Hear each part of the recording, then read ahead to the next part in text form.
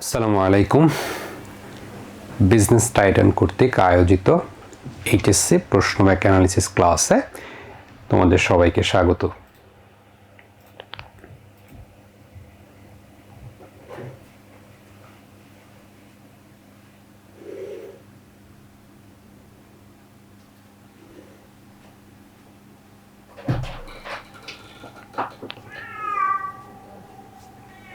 আচ্ছা, আমাদের এই কোর্সটির ধারাবাহিকতায় আজকে আমরা অ্যাকাউন্টিংয়ের কোশ্চেন ব্যাংক অ্যানালিসিস করব, যে অ্যাকাউন্টিংয়ে এইচএসসি পরীক্ষায় কোন ধরনের প্রশ্নগুলো আসে বা কোন কোন চ্যাপ্টার থেকে কোন টপিক থেকে কতগুলো প্রশ্ন আসে এবং আমরা সহজে কীভাবে আমাদের প্রস্তুতিটাকে গুছিয়ে নিতে পারি।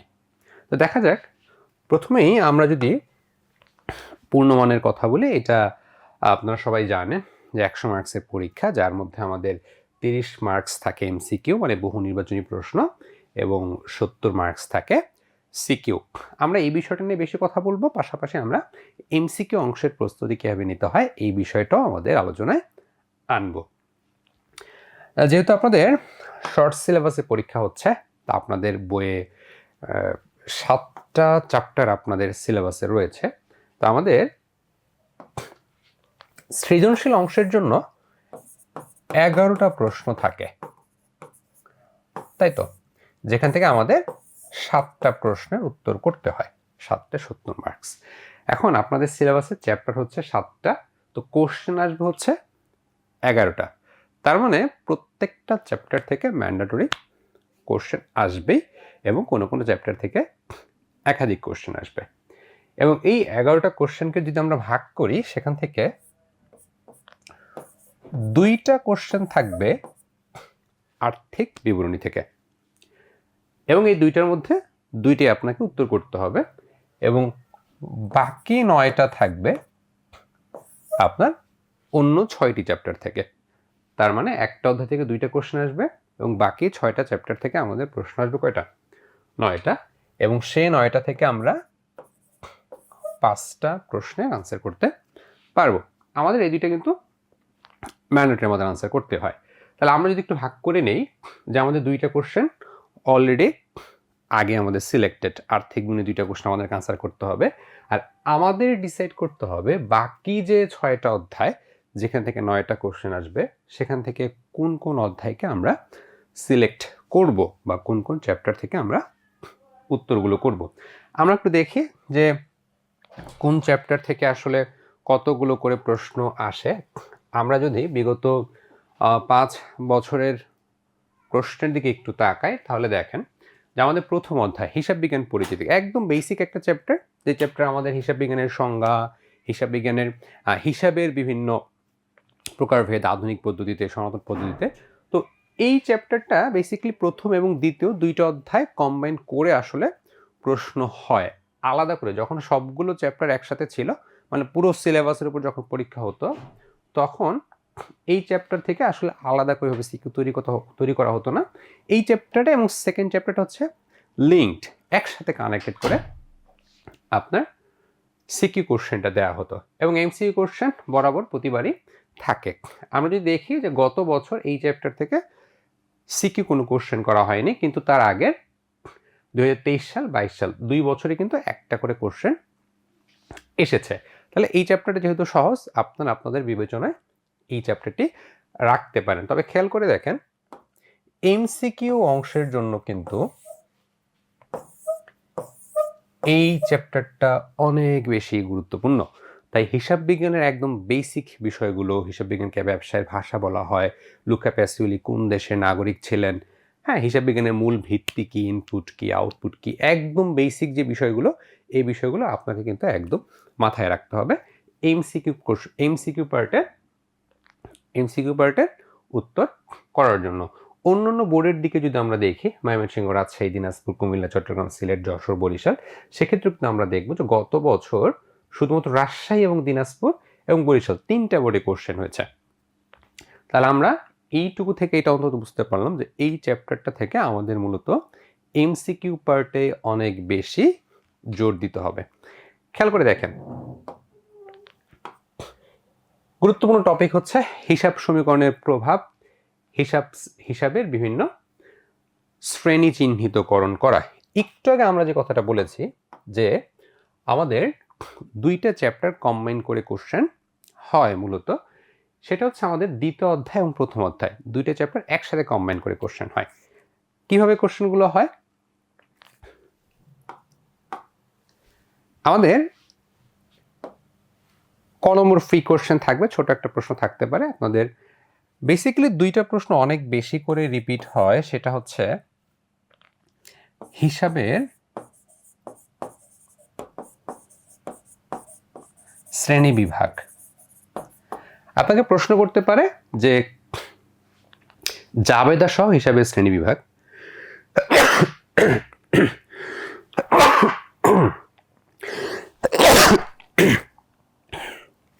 সরি, জাবেদা সহ হিসাবের শ্রেণী বিভাগ, তাই তো? তার মানে আপনাকে হিসাবের দুইটি পক্ষ চিহ্নিত করে কোনটা কোন হিসাব আধুনিক পদ্ধতিতে তার শ্রেণীবিভাগ করতে বলতে পারে। সেকেন্ড যে কোশ্চেনটা আসে সেটা হচ্ছে মোস্ট ইম্পর্টেন্ট কোশ্চেন, যেটা বরাবরই আসে।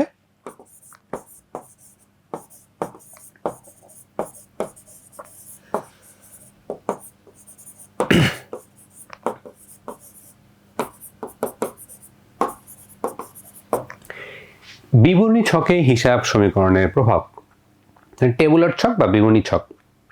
তাহলে এই দুইটা হচ্ছে ম্যান্ডেটরি এবং প্রায় প্রতি পরীক্ষায় এই দুটো কোশ্চেন আসেই। আর ফ্রি কোশ্চেন বা ক নম্বরের জন্য সেক্ষেত্রে আমাদের আসতে পারে প্রারম্ভিক মূলধন বের করো,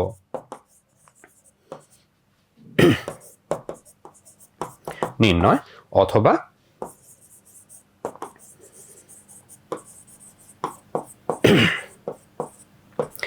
মালিকানা সত্ত্বের পরিমাণ নির্ণয়। দেখেন, আমরা যদি জাস্ট এই কয়টা বিষয় জানি, আমাদের কিন্তু একটা প্রশ্ন খুব ইজিলি উত্তর করা যাবে এবং এখান থেকে প্রশ্ন থাকবে।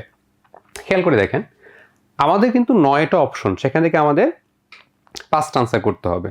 সব চ্যাপ্টার থেকে কোশ্চেন আসলেও আমরা সব চ্যাপ্টার থেকে উত্তর করতে যাব না। কেন যাব না? কারণ কিছু কিছু ম্যাথ করতে আমাদের কম সময় লাগবে, আর কিছু ম্যাথ করার জন্য আমাদের বেশি সময় দরকার হয়। তাই আমরা ওই ম্যাথগুলো বাছাই করব যেগুলো করার জন্য আমাদের কম সময় প্রয়োজন আর যেগুলোতে ভুল হওয়ার সম্ভাবনা কম থাকে। তাহলে এই চ্যাপ্টারটা আসলে একদম সহজ এবং এগুলো আপনারা মোটামুটি সবাই পারবেন। তা আমাদের ওই যে 5টা যেটা আমাদের হাতে আছে, সেখান থেকে আমরা চেষ্টা করব একটি প্রশ্ন এই চ্যাপ্টার থেকে উত্তর করার জন্য। ঠিক আছে, আমরা এবার একটু আমাদের সেকেন্ড চ্যাপ্টারটা একটু দেখি। দেখেন, এই চ্যাপ্টার থেকে সবচেয়ে বেশি সিকিউ কোশ্চেন আসে, কারণ এই চ্যাপ্টারে অনেকগুলো টপিক। দেখেন, 3টা 4টা করে প্রশ্ন আসে, কারণ এই চ্যাপ্টারে অনেকগুলো টপিক। আপনার জাবেদা, খতিয়ান, নগদান বই, তারপর হচ্ছে আপনার রেয়ামিলের সমত এই অধ্যায়। এখান থেকে অনেকগুলো প্রশ্ন আসে। তবে ম্যান্ডেটরি যে প্রশ্নটা আসে সেটা হচ্ছে আপনাকে জাবেদা করতে বলবে, খতিয়ান করতে বলবে। খেয়াল করেন, আপনাকে হয়তো একটা প্রশ্নে বলবে যে এত তারিখ থেকে এত তারিখ লেনদেনগুলোর জাবেদা দাখিলা দাও, এবং এইখানেও আপনাকে হিসাবের শ্রেণী বিভাগ বা হিসাব সমীকরণের প্রভাব চাইতে পারে। এবং আরেকটা কোশ্চেন হয়তো আপনাকে বলতে পারে যে 2টা 3টা হিসাব দিয়ে বলতে পারে এদের খতিয়ান প্রস্তুত করো। এবং নগদান বই হচ্ছে মাস্ট, এটা আসবেই। নগদান বই এটা আসবেই। আপনাকে হয়তো 1 ঘরা 2 ঘরা, বেশিরভাগ সবচেয়ে বেশি আসে 3 ঘরা নগদান বই প্রস্তুত করতে আসে। এবং নগদান বইয়ের সাথে আপনি যদি একটু খেয়াল করেন তাহলে যে কোশ্চেনটা বেশি পাবেন সেটা হচ্ছে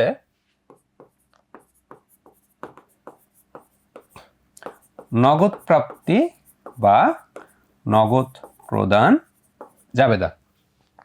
আপনাকে বলা দেখা গেল যে ক নম্বরে আপনাকে প্রশ্ন করেছে যে কোন কোন বিষয়গুলো নগদের মধ্যে অন্তর্ভুক্ত হবে না, নগদের বইতে আসবে না। আমরা জানি যে নগদ বা ব্যাংক সংশ্লিষ্ট নয় এমন কোনো ধরনের লেনদেন নগদান বইতে আসে না। আপনাকে খ নম্বরে হয়তো বলবে যে একটি 3 ঘর নগদ বই প্রস্তুত করো, অথবা এটা গ নম্বরে বলতে পারে। এবং আরেকটা কোশ্চেন থাকবে নগদ প্রাপ্তি অথবা নগদ প্রদান জাবেদা প্রস্তুত করো। তাই নগদ প্রাপ্তি এবং নগদ প্রদান জাবেদা কিন্তু মাস্ট।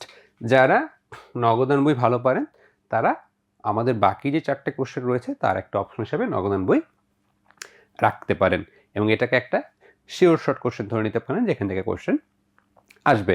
আপনি যদি জাস্ট প্রিভিয়াস ইয়ারের 3-4 বছরের নগদান বই প্র্যাকটিস করেন, দেখবেন যে আপনি সব ধরনের লেনদেনের নগদান বই করতে পারবেন। এটা কোনো সমস্যা হওয়ার কথা না, একদম মুখস্থ মতো হয়ে যাবে আপনার।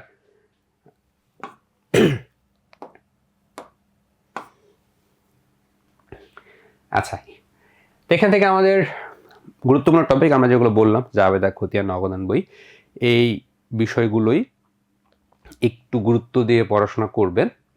আচ্ছা, আমরা দেখি পরের অধ্যায়টা। তৃতীয় অধ্যায় হচ্ছে ব্যাংক সমন্বয় বিবরণী। তো ব্যাংক সমন্বয় বিবরণীর ক্ষেত্রে আমার ব্যক্তিগত সাজেশন থাকে স্টুডেন্টের জন্য এটাকে অ্যাভয়েড করেন, যেহেতু আপনার হাতে অনেকগুলো অপশন আছে। এইটাতে স্টুডেন্টটা প্রবলেম ফেস করে, কিন্তু এখান থেকে একটা কোশ্চেন আসবে। দেখেন, একটাই প্রশ্ন আসবে এখান থেকে, ম্যাক্সিমাম বোর্ডে একটা কোশ্চেন আসবে। তা আপনার কাছে তো 9টার মধ্যে 5টা কোশ্চেন আনসার করতে হয়, তা আমরা 2-1টা চ্যাপ্টার বাদ দিতে পারি। আমরা যদি সবগুলো অধ্যায় করতে যাই প্রবলেম কি হবে দেখেন, আপনি এক্সাম হলে যদি 11টা কোশ্চেন পড়তে যান, সেই 11টা কোশ্চেন পড়তেও আপনাকে প্রত্যেকটা প্রশ্নের জন্য, যেহেতু এখন এই কোশ্চেনগুলো বড়, যদি 4 মিনিট করে সময় ধরে 4 মিনিট আপনি সব কোশ্চেন পড়ে শেষ করতে পারবেন না। তাহলে আপনার 11টা প্রশ্ন পড়তে 40 মিনিট সময় শেষ আপনার 2.5 ঘন্টার মধ্যে। দেখেন, তাহলে সময় বাকি গেল আর 1 ঘন্টা 46 মিনিটের মতো। তাহলে আপনার কোশ্চেন পড়তেই যদি আপনার 44 মিনিট সময় চলে যায়, আপনি 7টা লিখবেন কখন? এই জন্য আমরা বাসা থেকে ঠিক করে যাব, আগে থেকেই ডিটারমাইন্ড হব যে আমি কোন কোন চ্যাপ্টার থেকে আনসার করব। আমার মাইন্ডসেটে যে 7টা কোশ্চেন থাকবে, আমি সবার আগে ওই 7টা কোশ্চেন দেখব যে এগুলো আমার ফেভার আসছে কিনা। যদি দেখি হ্যাঁ এই 7টা কোশ্চেন আমার ফেভারে চলে আসছে, একদম চোখ বন্ধ করে ওই 7টাই আমি আনসার করব। বাসা থেকে যেটা ঠিক করে যাব ওই 7টাই আমি আনসার করব। যদি এরকম হয় যে আমি হয়তো নগদান বই বাসা থেকে ঠিক করে গেছি আমি উত্তর করব, কিন্তু নগদান বইয়ের মধ্যে 2-3টা এন্ট্রি দিছে যেগুলো খুব কনফিউজিং, আমি জানি না, সেক্ষেত্রে আমি নগদান বই স্কিপ করে তখন আমি আমার সেকেন্ড আরেকটা অপশন দেখার চেষ্টা করব। বাট আগে চেষ্টা করব যে 7টা আমি পছন্দ করেছি ওইখান থেকে সবগুলো আনসার করা যায় কিনা। ঠিক আছে, তো সেক্ষেত্রে এটা আমরা স্কিপ করতে পারি, বাট আপনি শিখে রাখবেন, কিন্তু এক্সামের জন্য আপনি স্কিপ করতে পারেন। আর এমসিকিউ এই চ্যাপ্টার থেকে আসে।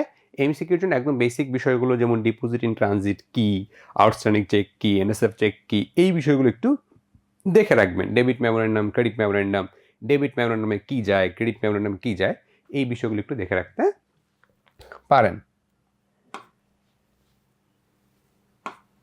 আচ্ছা, চতুর্থ অধ্যায় হচ্ছে রেওয়ামিল। রেওয়ামিল থেকে 2 ধরনের প্রশ্ন হয়, মাস্ট প্রশ্ন আসবেই। 2 টাইপের কোশ্চেন আসতে পারে। একটা আসতে পারে রেওয়ামিলের ভুল নিয়ে, যে কতগুলো ভুল দেয়া থাকবে, আপনাকে কোনটা কোন ধরনের ভুল জিজ্ঞেস করতে পারে। তো ম্যাক্সিমাম ক্ষেত্রে আসে সংশোধনী জাবেদা, সংশোধনী জাবেদা।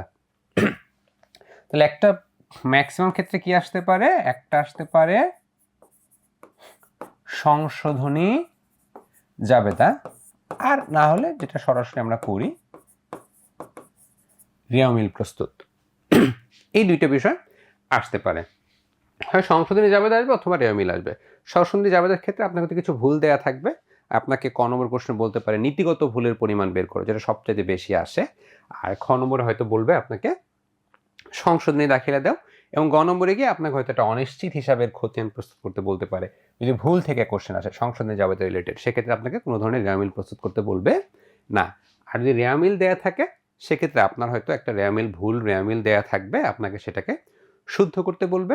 এবং আর একটা কোশ্চেন থাকবে মুনাফা জাতীয় আয় ব্যয়ের পরিমাণ বের করো, অথবা চলতি সম্পদ চলতি দায়ের পরিমাণ বের করো। এই ধরনের একটা প্রশ্ন সাধারণত থাকে।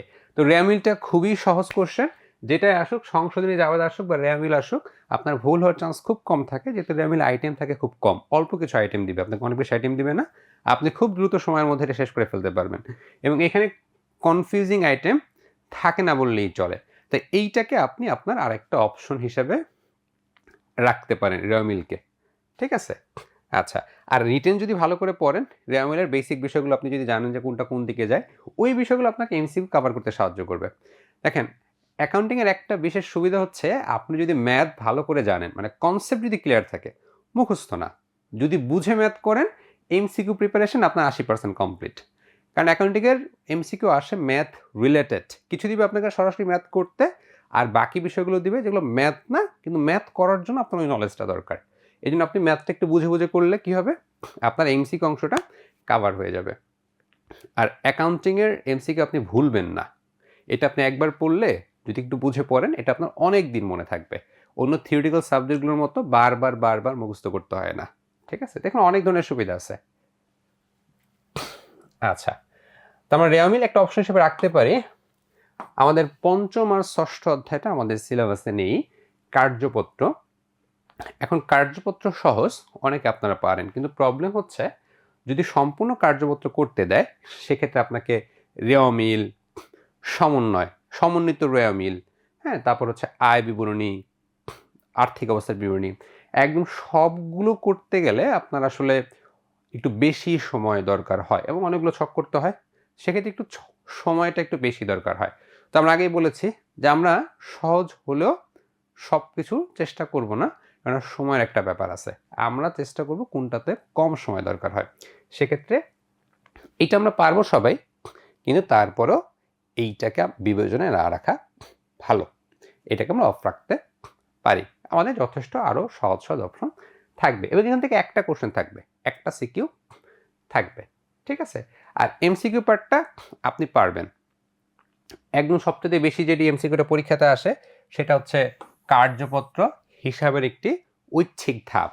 এই প্রশ্নটা দেখবেন অনেকবার আসছে যে হিসাবের ঐচ্ছিক ধাপ কোনটি? কার্যপত্র। মনে রাখবেন হিসাবের ঐচ্ছিক ধাপ দুটি, একটা হচ্ছে কার্যপত্র আর একটা হচ্ছে বিপরীত দাখিলা। একটা হচ্ছে কার্যপত্র, এটার সাথে আরেকটা হচ্ছে বিপরীত দাখিলা। আমরা যখন অ্যাডমিশন ফেজে পড়াই তখন আমরা এই টুকিটাকি বিষয়গুলো আরও ডিটেলস আকারে পড়ানোর চেষ্টা করি। তো আপনারা এইচএসসি তো আমাদের এই কিছু এমসিকিউ এরকম আসতে পারে, ঠিক আছে? আচ্ছা, তাহলে আমরা একটু পরের চ্যাপ্টারটা একটু দেখি। অষ্টম অধ্যায়, এইচএসসি এবং অ্যাডমিশন উভয়ের জন্য এই চ্যাপ্টারটা অনেক বেশি গুরুত্বপূর্ণ। এইটা মাস্ট করবেন। আপনি এইচএসসিতে উত্তর করেন বা না করেন, এইটা শেখাটা মাস্ট। দৃশ্যমান সম্পদের হিসাব রক্ষণ মূলত অবচয় রিলেটেড প্রশ্ন এখান থেকে আসে এবং এইটা আপনাকে শিখতেই হবে, এটা বাদ দেওয়ার কোনো সুযোগ নেই। এই জন্য আপনাদের সিলেবাসে এটা রাখা হয়েছে, এটা বাদ দেওয়া হয় নাই। তো সেখান থেকে মূলত কোশ্চেন আসে অবচয় সারণী তৈরি করা। যদি ক্রমরসমান পদ্ধতি দেয় সেক্ষেত্রে আপনাকে একটা অবচয় সারণী তৈরি করতে বলতে পারে। আপনারা যেহেতু অলরেডি পরীক্ষার দ্বার প্রান্তে আপনারা এই বিষয়গুলো জানেন, তো ক্রমরসমাদির পদ্ধতি দিলে অবচয় সারণীটা প্রস্তুত করা শিখবেন। আর দুইটা বিষয় ঘুরে ফিরে একই কোশ্চেন আসবে, সেটা হচ্ছে জাবেদা, অবচয় সংশ্লিষ্ট জাবেদা। অবচয়ের একটাই জাবেদা, অবচয় হিসাবে ডেবিট, পুঞ্জীবিত অবচয় ক্রেডিট। এর সাথে আরেকটা জাবেদা থাকে, সেটা হচ্ছে বিক্রয় সংশ্লিষ্ট জাবেদা, যে আমার বিক্রয় করলে কত টাকা লাভ ক্ষতি হলো ওইটা সহ একটা জাবেদা দিতে বলবে। আর একটা জিনিস বলতে পারে, সেটা হচ্ছে আমাদের অবচয় হিসাব তৈরি করো অথবা পুঞ্জীভূত অবচয় হিসাব তৈরি করো, মানে খতিয়ান তৈরি করতে বলবে, ঠিক আছে? তো অবচয় থেকে এই কোশ্চেনগুলো আসে। আর অবচয়ের পরিমাণ আপনি জাবেদা করতে হলে আপনাকে অবশ্যই অবচয়ের পরিমাণ বের করতে হবে। তো এই ক্ষেত্রে সবচেয়ে বেশি আসে সরলরৈখিক অথবা ক্রমহ্রাসমান, এই দুইটা সবচেয়ে বেশি আসে। অ্যাডমিশনের ক্ষেত্রে এই দুইটা সবচাইতে বেশি আসে। এমসিকিউ পার্টের জন্য আপনাকে আসতে পারে কোন পদ্ধতিতে প্রথম বছর অবচয় বেশি হয়, কোনটাতে কম হয়, ঠিক আছে? কোন পদ্ধতি তুলনামূলকভাবে সহজ, এই ধরনের কোশ্চেনগুলো আসে। অথবা আমাদের অবচয়ের হার বের করে, আমরা জানি যে সরলরৈখিক পদ্ধতিতে কীভাবে অবচয়ের হার বের করে, ক্রমহ্রাসনে কীভাবে বের করে। সরলরৈখিক বের করে আমরা জানি না সেটা, যে আমাদের যদি বলা থাকে একটি সম্পদের আয়ুষ্কাল 10 বছর, তাহলে তার অবচয়ের হার কত হবে? আমরা 100কে 10 দিয়ে ভাগ করবো, 100%কে, তাহলে সরলরৈখিক পদ্ধতিতে সেটার অবচয় হয় 10%।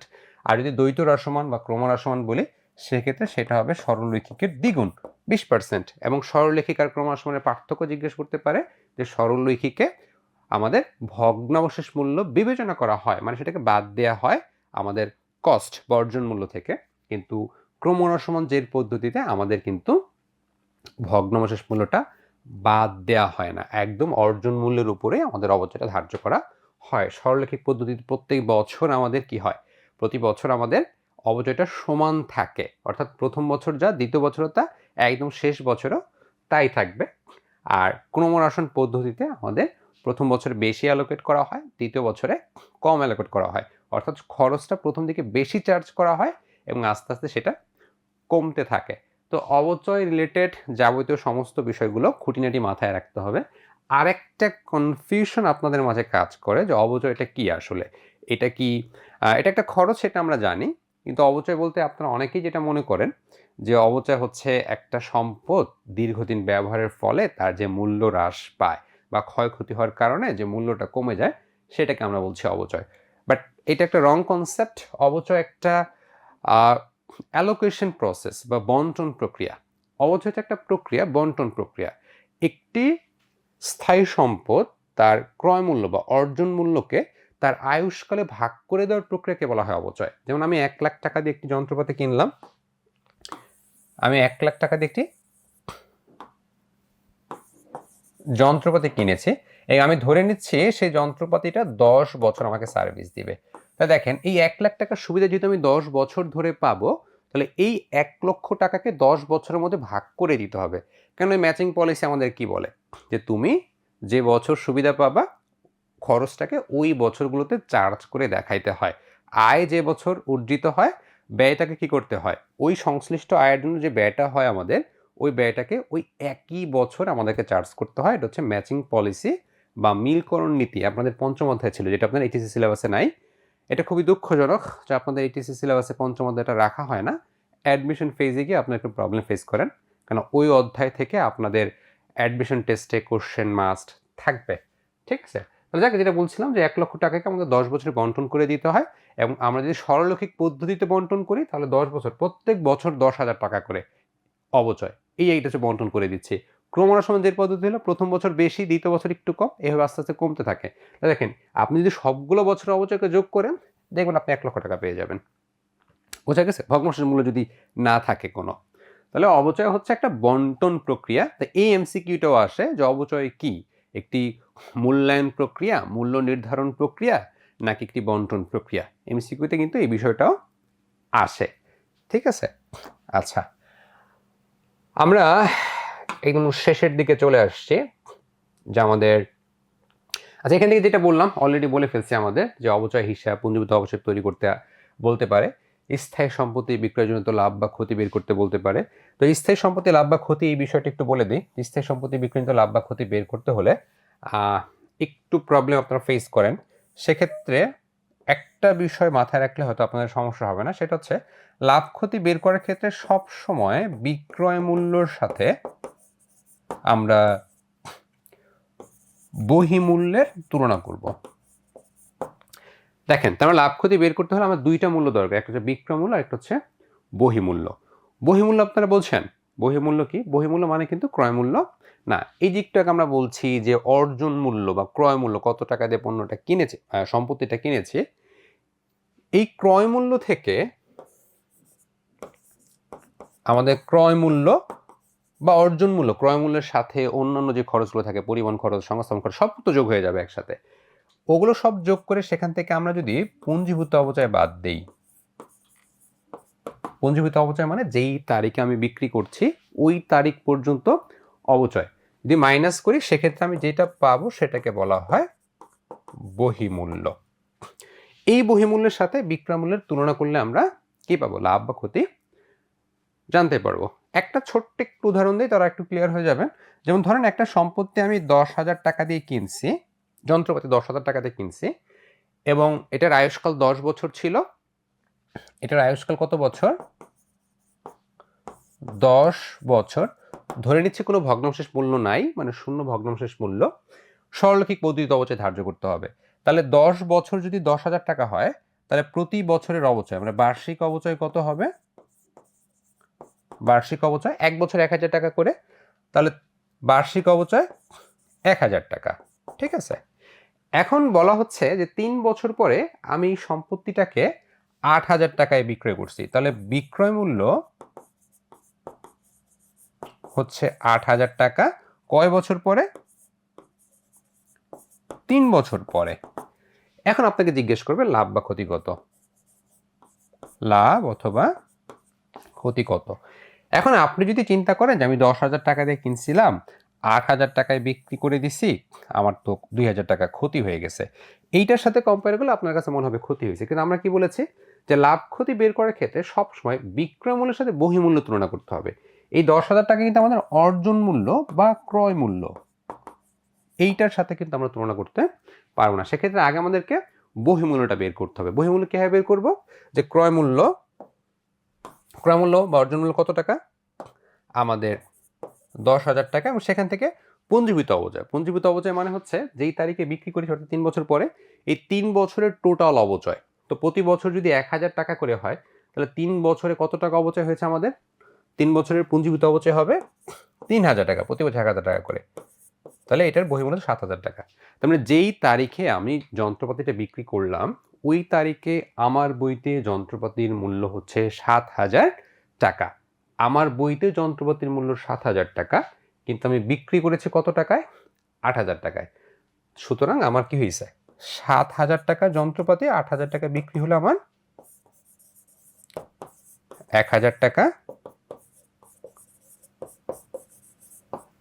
লাভ হয়েছে। ঠিক আছে, এইভাবে আপনাকে হিসাবগুলো করতে হবে। আশা করি বিষয়গুলো আপনাদের আর সমস্যার কারণ হবে না। আচ্ছা, নবম অধ্যায়, যেটা আমরা প্রথমে বলে ফেলছি যে আমাদের 2 সেট কোশ্চেন এখান থেকে ম্যান্ডেটরি থাকবে, তাই এইটা আপনারা অনেকে ভয় পান, ভয় পাইলেও বাদ দেওয়ার কোনো সুযোগ নাই। খেয়াল করেন এই চ্যাপ্টারটার গুরুত্ব কতটুকু দেখেন। আমরা অ্যাকাউন্টিংয়ে যাবতীয় যা কিছু শিখে আসি এর আগে, যেমন জাবেদা, খতিয়ান, রেয়ামিল, হ্যাঁ, কার্যপত্র বলেন, জাবেদা বলেন, অবচয় বলেন, সমন্বয় দাখিলা বলেন, সমস্ত কিছু শিখি কেন? যাতে করে আমরা আর্থিক বিবরণী প্রস্তুত করতে পারি। তার মানে এই সমস্ত কিছু হচ্ছে আর্থিক বিবরণী প্রস্তুত করতে সহায়তা করে। এই সমস্ত কিছুর আউটপুট নিয়ে আমরা আর্থিক বিবরণী তৈরি করি। অ্যাকাউন্টিং তো একটা ধারাবাহিক প্রক্রিয়া, জানেন তো, যে একটার পর একটা আমরা প্রথমে লেনদেন শনাক্ত করি বা চিহ্নিত করি, তারপর লেনদেনগুলোকে বিশ্লেষণ করি, তারপর জাবেদা দিই। এইবার ধারাবাহিক প্রক্রিয়া এভাবে আসে। জাবেদার হিসাব খাতগুলো নিয়ে আমরা প্রত্যেকটার খতিয়ান তৈরি করি, খতিয়ানের ব্যালেন্সগুলো আমাদের রেওয়ামিলে যায়, এবং সেই রেওয়ামিল থেকে আমরা আর্থিক বিবরণী তৈরি করি। পাশাপাশি আমাদের যদি কোনো ধরনের সমন্বয় থাকে সেগুলো অ্যাডজাস্ট করি। তো আর্থিক বিবরণীতে আপনাদের সবচেয়ে বেশি প্রবলেম যেটা হয় সেটা হচ্ছে সমন্বয় করতে গিয়ে আপনারা প্রবলেম ফেস করেন যে এই সমন্বয়টার কাজ কি হবে। সেক্ষেত্রে আপনাদের ওই যেটা মুখস্থ করেন যে সেটা হচ্ছে যে সমন্বয়ের 2টা কাজ সবসময়। তো মনে রাখবেন সমন্বয়ের 2টা কাজ, একটা আয় বিবরণীতে হয়, একটা আর্থিক অবস্থার বিবরণীতে, মানে 2 দিকে যায় সমন্বয় সবসময়। আর রেওয়ামিলের কাজ হয় একবার। আমরা এইভাবেই শিখি। তো আমার সাজেশন হচ্ছে আপনি আর্থিক বিবরণী বেশি বেশি প্র্যাকটিস করতে হবে। এটা শেখা ছাড়া কোনো উপায় নেই, এবং এটা আসলে যতটা কঠিন করে আপনাদেরকে দেখানো হয় তত কঠিনও না। আপনি যদি আগের বিষয়গুলো বুঝে বুঝে সলভ করেন, এটা আপনি পারবেন। তো এটা করার ক্ষেত্রে প্রথম যে বিষয়টা সেটা হচ্ছে কোশ্চেন পাওয়ার পরে আগে সমন্বয়গুলো পড়বেন, কি কি সমন্বয় দেয়া আছে এবং ওই সমন্বয়ের কি কি কাজ, ওই সমন্বয়ের কি কি কাজ, মানে রেওয়ামিলের কোন আইটেমের সাথে কাজগুলো যাবে। যেমন ধরুন আমার একটা সমন্বয় দেয়া আছে যে বকেয়া বেতন বকেয়া আছে, হ্যাঁ, বেতন বকেয়া আছে। তাহলে এই সমন্বয়টার কাজ কি হবে? এই সমন্বয়টা আমার বেতনের সাথে বকেয়া থাকলে যোগ হবে আয় বিবরণীতে, এবং আর্থিক অবস্থার বিবরণীতে গিয়ে আবার বকেয়া বেতন হিসেবে দায় হিসেবে আসবে। তাহলে আমি প্রথমে রেওয়ামিলে বেতনের সাথে একটা টিক মার্ক বা একটা চিহ্ন দিয়ে রাখবো, যাতে আমি যখন রেওয়ামিল দেখে দেখে বিশদ বিবরণী করতে যাব, ওই বেতনটা এন্ট্রি করার সময় আমার খেয়াল হয় যে এর সাথে একটা সমন্বয় আছে। কোনোটার সাথে যদি 2টা সমন্বয় থাকে তাহলে তাকে 2টা দাগ দিয়ে রাখবো, যাতে করে আমি বুঝতে পারি তার সাথে 2টা অ্যাডিশনাল কাজ আছে। তো এইভাবে আগে সমন্বয়গুলোকে যাচাই করে ফেলবেন। আর আপনারা যেই বইগুলো পড়েন সেখানে এগুলো অনেক ধরনের সমন্বয় জাবেদা দেয়া আছে। আপনি ওগুলো একটু বারবার দেখলে আপনার মাথায় একদম সেট হয়ে যাবে কোন সমন্বয়ের কি কাজ। যদি সম্ভব হয় চেষ্টা করবেন সমন্বয়গুলো জাবেদা সহ করার। এখন এরপরও যদি আপনার কাছে ভুল হয়ে যায়, তারপরেও যেন আপনার আর্থিক অবস্থার বিরুদ্ধে 2 পাশ যেন মিলে যায়, হ্যাঁ, মেলানোটা তো আমাদের লক্ষ্য থাকে, হোক বা না হোক অন্তত 2 পাশ যদি মিলে যায় আমরা অন্তত এক্সাম হলে স্যাটিসফাইড যে মিলে গেছে। আর না মিললে আমাদেরকে মনে হয় যে কিছু একটা হয়তো ভুল হয়েছে। সমন্বয় করার ক্ষেত্রে দেখেন সবসময় রাখবেন জাবেদা 2টা পক্ষ, একটা পক্ষ ডেবিট হয়, একটা পক্ষ ক্রেডিট হয়। তা আপনি সমন্বয়ে কোনো একটা সমন্বয়ের একটা কারণে যদি আপনি সেটাকে আয় বাড়ায় দেন, মানে ক্রেডিট, কারণ আপনি আয়ের সাথে যোগ করছেন, বকেয়া আয়ের সাথে যোগ হয়েছে, তাহলে আয়ের সাথে যোগ হওয়ার কারণে একটা পক্ষ ক্রেডিট হয়ে গেছে, তাহলে এইটার আরেকটা কাজ দিয়ে অবশ্যই আপনাকে ডেবিট করতে হবে। তো ডেবিট কখন কখন হয়? হইতে পারে আপনি যদি সম্পদ হিসাবে দেখান, সম্পদ ডেবিট, তাহলে ডেবিট হয়। বোঝা গেছে? এখন আপনি ধরেন আপনি এটা জানেন না যেটা সম্পদ হবে, কিন্তু আপনি এইটুকু বোঝেন যে এইটাকে একবার ক্রেডিট হিসাবে দেখাইছে, আরেকবার ডেবিট হিসাবে দেখাইতে হবে। এখন ডেবিট হিসাবে দেখানোর জন্য আপনাকে হয় সম্পত্তি বাড়াইতে হবে, সম্পত্তি বাড়লে ডেবিট হয় আমরা জানি, অথবা কি করতে হবে, দায়কে কমাই দিতে হবে, দায় কমলে ডেবিট হয়, এটা আমরা জানি। আপনি যদি না জানেন তাহলে এই সিস্টেম ফলো করে ডেবিট ক্রেডিট মিলিয়ে করে দিবেন, যে একবার তো এখানে দেখাইছি তাহলে এটা তো ক্রেডিট হয়েছে, তাহলে ডেবিট করার জন্য যা করতে হয়, সম্পত্তি বাড়াইতে হলে সম্পত্তির দিকে বাড়াই দিব, দায় কমানো হলে দায় কমাই দিব, মালিকানা সত্ত্ব কমানো দরকার মালিকানা সত্ত্ব কমাই দিব, যা যেভাবে করলে ডেবিট হয় একটা ডেবিট দিকে এন্ট্রি দিয়ে দিব। তাহলে কি হবে, আপনার ম্যাথ ঠিক হোক বা ভুল হোক আপনি 2 পাশ মিলে যাবে, অন্তত মিলে গেলে আপনি সেফ, এটা একটা। এবং এক্ষেত্রে আসলে ভুল হওয়ার সম্ভাবনা অনেক কম থাকে, ম্যাক্সিমাম ক্ষেত্রে আপনি সঠিকটা বুঝবেন। বোঝা গেছে? আর ভুল কেন কম হবে, আপনি যখনই ভুল দিকে দিতে যাবেন তখন দেখবেন যে ডেবিট ক্রেডিটটা আর মিলছে না। তো সেক্ষেত্রে এই বিষয়গুলো একটু খেয়াল রাখবেন। আর আমাদের সাধারণত কলেজ পরীক্ষাগুলোতে যে ধরনের সমন্বয়গুলো আসে একটু বড় বড় কঠিন সমন্বয় আসে, আমাদের এইচএসসি পরীক্ষা এত বড় বা কঠিন সমন্বয় আসে না, অধিকাংশ ক্ষেত্রে ছোট ছোট বিষয়গুলোই আসে, 2-একটা সমন্বয় হয়তো একটু জটিল দিতে পারে। এবং আপনারা যদি লাস্ট 5 ইয়ার্সের কোশ্চেন সলভ করেন দেখবেন যে মোটামুটি যে ধরনের সমন্বয় জাবেদাগুলো আসার কথা সবগুলো আগে চলে আসছে, আপনি প্রিভিয়াস সমন্বয়গুলো পড়লেই আপনি 100% কমন পেয়ে যাবেন।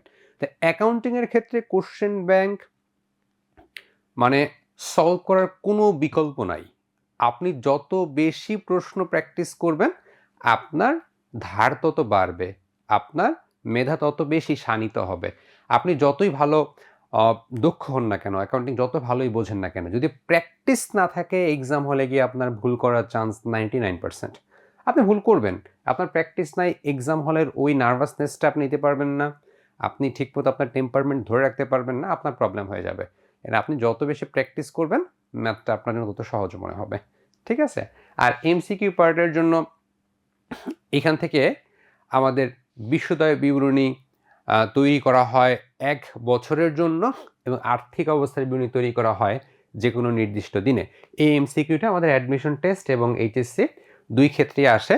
এটা ছাড়াও বিশ্বদয় বিবরণী দিয়ে কী যাচাই করা হয়, আর্থিক ফলাফল এবং আর্থিক অবস্থার বিরুদ্ধে আমরা আর্থিক অবস্থা যাচাই করি। এই টুকিটাকি বিষয় থিওরিগুলো দেখতে হবে, আর বাদ বাকি ম্যাথের সাথে রিলেটেড করেই আসে, ম্যাথের সাথে রিলেটেড বিষয়গুলোই এখানে আসে। ঠিক আছে? তো সেক্ষেত্রে আর্থিক বিবরণীটা অবশ্যই গুরুত্ব দিয়ে দেখবেন। আর পরীক্ষায় আনসার করার ক্ষেত্রে আপনারা অনেকে যেটা করেন যে আর্থিক বিবরণী সবার শেষে আনসার করেন, এই কাজটা ভুলেও করা যাবে না। আর্থিক বিবরণী দিয়ে আপনাকে ম্যাথ শুরু করতে হবে। এবং দেখেন আমি স্টুডেন্টদেরকে বলি, আমাকে প্রায় স্টুডেন্টরা বলে যে স্যার আর্থিক বিবরণী তো মিলে না, না মিললে তখন অনেক বেশি কী হয়ে যায়, নার্ভাস হয়ে যায়, বাকি ম্যাথ তো তখন ভুল হওয়ার সম্ভাবনা থাকে। আপনি মেলানোর চেষ্টা করার দরকার নাই, আর্থিক বিবরণী যদি না মিলে তারপর আপনি পার্শিয়াল মার্কস পাবেন এবং প্রায় 70% 80% মার্কস আপনাকে দিয়ে দিবে যদি আপনি জাস্ট এন্ট্রিগুলো ঠিকঠাক বসাইতে পারেন, যেটা সম্পদের দিকে যাওয়ার কথা সে সম্পদের দিকে দিতে পারেন, যেটা দায়ের দিকে যাওয়ার কথা দায়ের দিকে দিতে পারেন, আয় ব্যয়গুলো ঠিকভাবে বসাইতে পারেন। ধরেন সামহাও আপনার মিলল না, 2-একটা ভুলের কারণে না মিলতে পারে, অসুবিধা নেই, আপনি একদম নার্ভাস হবেন না, বাসা থেকে নিয়ত করে যাবেন, মিলে গেলে ভালো, না মিললে অসুবিধা নাই। আপনি 50 থেকে 55 মিনিট সময় নেবেন, 55 মিনিট, 50 থেকে 55 মিনিট, এর বেশি নেওয়া যাবে না। 50 থেকে 55 মিনিট সময় নেবেন, 2টা কোশ্চেন আসবে, আর্থিক বিবরণী একদম শুরুতে করে ফেলবেন, শেষ। যেভাবে করছেন ওইভাবেই রাখবেন, ওই দিকে আর ফিরে তাকাবেন না। গেছে মানে ওটা শেষ, মানে শেষ।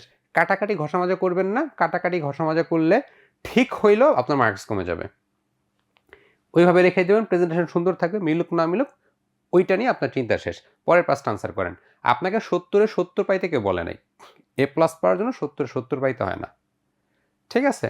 আপনার যদি না মিলে তারপর আপনি 10-এর মধ্যে কত পাবেন? 8-9 পেয়ে যাবেন। 4-এর মধ্যে আপনাকে 2-3 দিয়ে দেবে যদি না মিলে। আর আপনি যদি টেনশন করে এটাকে মিলাইতে গিয়ে যদি 1 ঘন্টা 20 মিনিট 30 মিনিট কাটায় ফেলেন, বাকিগুলো আনসার করার সময় পাবেন না। তখন আপনার পরীক্ষা অনেক বেশি খারাপ হয়ে যাবে। তাই বাসা থেকে ওই মাইন্ড সেটআপটা ঠিক করে যাওয়াটা অনেক ইম্পর্টেন্ট যে আমি কোন চ্যাপ্টার থেকে আনসার করব এটা একটা বিষয়। আরেকটা বিষয় হচ্ছে আর্থিক বিভাগে শুরু করব কিন্তু আর্থিক বিভাগে আমার মিলানোর কোনো ইন্টেনশন নাই। যেটা শিখে আসছি ওই অনুযায়ী কাজ করব। যদি মিলে যায় আলহামদুলিল্লাহ খুবই ভালো, না মিললে অসুবিধা নাই। বাকিগুলো আনসার করে দিয়ে আসবো। বাকি 5টায় 50 পাবেন আপনি। এখন সহজ কোশ্চেন আসবে। আপনি যেগুলো বাসায় করে আসছেন, প্রিভিয়াস বোর্ডে যেগুলো করে আসছেন, হুবহু ওই কোশ্চেনটাই আসবে। হয়তো অ্যামাউন্ট চেঞ্জ করে দিবে। বলে 50-এ 50 পাওয়া যায়। তো এখানে 20-এর মধ্যে আপনি যদি 17 পান, 16 পান, তাহলে আপনি 50 আর 16 তে কত হয়? 66 হয়। বাকি 30-এর মধ্যে অ্যাকাউন্টিং এমসিকিউ খুব সহজ থাকে, কনফিউজিং এমসিকিউ থাকে না। সেখানে আপনি যদি 27 পান, তো আপনার 27 আর 66 মার্কস হয় 93। তো 90 পাওয়া কোনো বিষয় না তো অ্যাকাউন্টিংয়ে। অ্যাকাউন্টিংয়ে মার্কস তোলা খুবই সহজ। অ্যাকাউন্টিং এবং ফাইন্যান্স 2 সাবজেক্টে মার্কস তোলা অনেক বেশি সহজ। ঠিক আছে? আচ্ছা। তাহলে এই বিষয়গুলো একটু মাথায় রেখে প্রস্তুতিগুলো নিলে আপনাদের প্রস্তুতি সহজ হবে আশা করি। এটা অলরেডি বলে ফেলছি আমরা। আচ্ছা, তা আমাদের একটি কোর্স শুরু হতে যাচ্ছে সবগুলো বিষয়ের উপর। মোট 50টা ক্লাস থাকবে।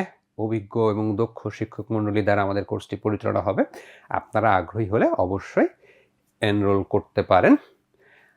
দেখা হবে পরবর্তী কোনো একটা ক্লাসে। সবাই ভালো থাকেন। আপনাদের সবার জন্য শুভকামনা রইল। আসসালামু আলাইকুম।